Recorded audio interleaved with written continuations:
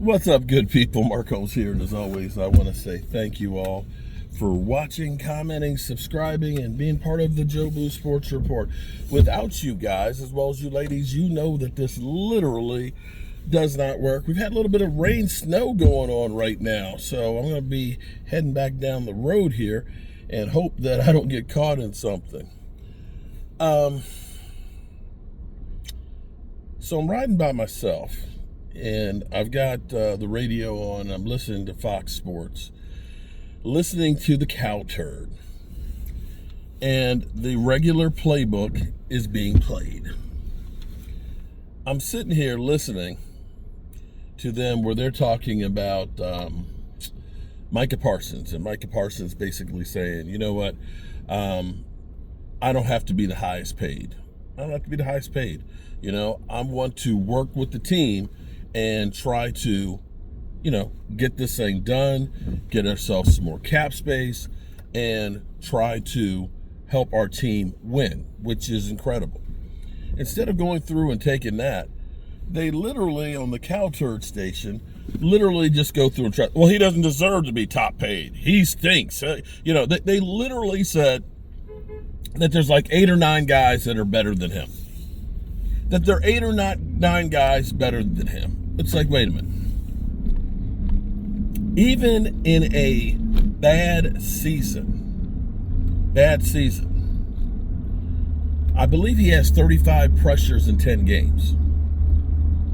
35 pressures in 10 games, which ranks him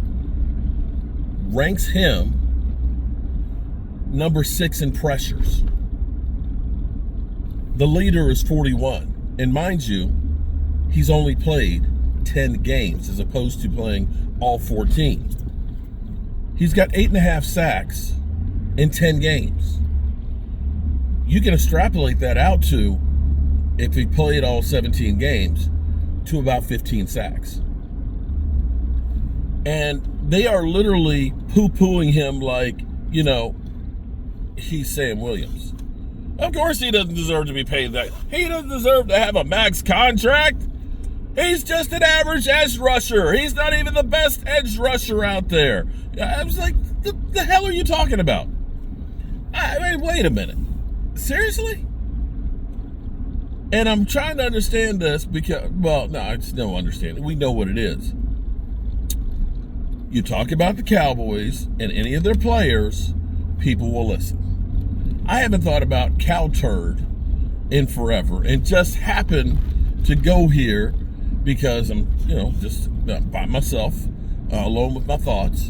And I said, well, let me listen to see what's going on out there, see if there's any real news and stuff.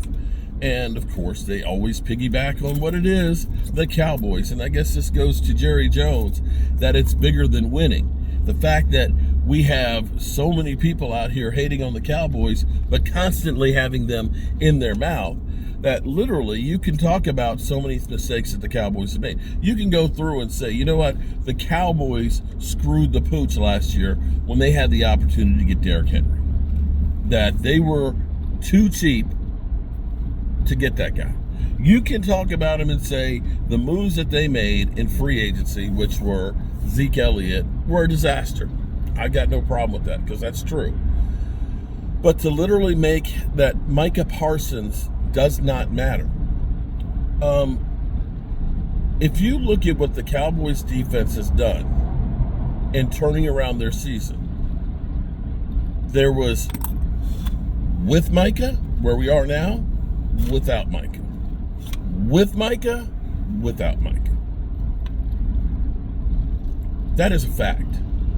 And when you go through on some of these teams like San Francisco or Cleveland, look at the supporting cast that are going around with those guys. Look at the supporting cast that is around those guys. We literally have taken Carl Lawson, who nobody wanted, okay? Carl Lawson, and signed him at the end of training camp to put him on the defensive line with our guys. The guys that we thought were going to be our leaders and things in there, they're not there.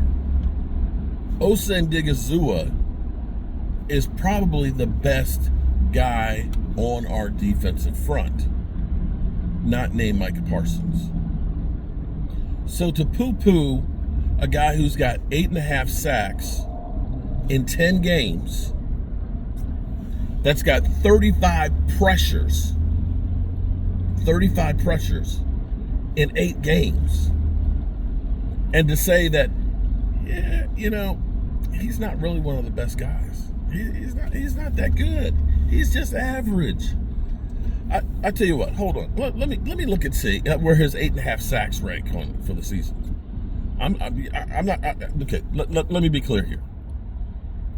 I'm not going to say that he is the best. You could make an argument for Myles Garrett and T.J. Watt and this, that. I get that. Those guys are really, really good. But to poo-poo him and say he's like 7 or 8, I'd put 7 or 8. Well, yes, because you hate him. You hate him. So you, of course, would not put him there because you have an agenda. And see, this is the great thing and the tragedy at the same time of YouTube, okay? See, understand, everything is now becoming the individual, okay? For example, Uber. It used to be you had professional cab drivers, okay? Guys, that's all they did. I'm a cab driver, you knew what to expect, okay? It's going to be a set price and this, that, and the other. Now, it's Uber. It's the individual. It's basically you're dealing with multiple different companies because everybody who drives Uber is their own company. So there's not necessarily consistency in the type of vehicles that you have necessarily, okay? And that's what YouTube is. It used to be you would get sports from the newspaper or from the magazines or on television, and they had standards of basically putting the truth out there as opposed to opinions. See, that's the difference. Now, because of YouTube and social media, it's my opinion. It's Law's opinion. It's Vash Lombardi's opinion. It's Colin Cowherd's opinion. And none of it necessarily is the reality of it or truth. It's all opinion. And so, of course, he could say, I'd put 7, 8 guys ahead of him. These are the same guys that said Daniel Jones is better than Dak Prescott. Case in point. There you have it. It's ridiculous, man. Some of the crap that we literally get fed right now. It's just crazy. All right, so I'm headed down the road. I got to stop off and fix a door jam, and then I keep on heading to the Red Brick House. I hope you guys are having a great day. The traffic is already beginning to build up. Schools are now out in Fairfax County, so the kids are happy as can be. It's Christmas time in the city. Have a great one. Peace.